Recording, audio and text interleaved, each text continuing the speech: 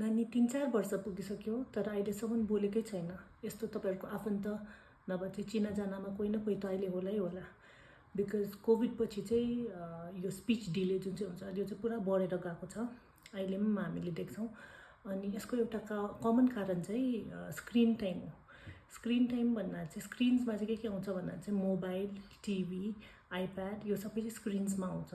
Screen time लिएर चाहिँ हामीले पेरेन्ट्सकोबाट डिफ्रेन्ट काइन्ड्स अफ हिस्ट्रिज पाउँछौँ। लाइक कतिले चाहिँ खाना खुवाउँदा मात्रै देखाउँछु भन्छ, कतिजनाले चाहिँ के अरे काम नभ्याउँदा मात्रै देखाउँछु भन्छ, कतिजनाले चाहिँ म देखाउनै चाहदिनँ तर बाजे बोजूले देखाइदिन्छ, नभए घरको मान्छेहरूले लुकाएर देखाइदिन्छ भन्छ। अमेरिकन एकाडेमी अफ पिडियाट्रिक्सले क्लियर गाइडलाइन्स दिनुभएको छ। लेस देन 2 इयर्समा no screen time apart from video calls. बिचबिचमा भिडियो कल चाहिँ गर्न सक्नुहुन्छ। 2 to 5 इयर्स एज ग्रुपमा चाहिँ तपाईहरुले दिनमा 1 घण्टा चाहिँ अलाउ गर्न सक्नुहुन्छ स्क्रिन टाइम। तर त्यो चाहिँ नम्बर 1 कन्टिन्युअस हुनु भएन, नम्बर 2 सुपरभाइज्ड हुनु पर्यो। तपाईलाई याद हुनुपर्छ कि तपाईको नानीले के हेर्नु हुँदैछ। बेटर स्टिल तपाईँ सँगै बसेर हेर्नु हुँदैछ भने चाहिँ। नम्बर 3 एजुकेसनल कन्टेन्ट देखाउनु भयो।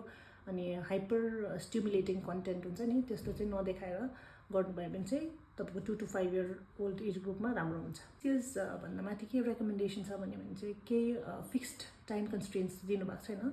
तर त्यो स्क्रिन टाइमले उनीहरूको daily activities like studies, sleep, social activities है त्यस्तोहरू चाहिँ ह्याम्पर हुनु भएन। अन्त तपाईहरुले अलिकति सुपरभाइज गर्नुपर्छ कि उनीहरूले स्क्रिनमा चाहिँ के गर्दैछ भनेर। I hope that was helpful. Thank you.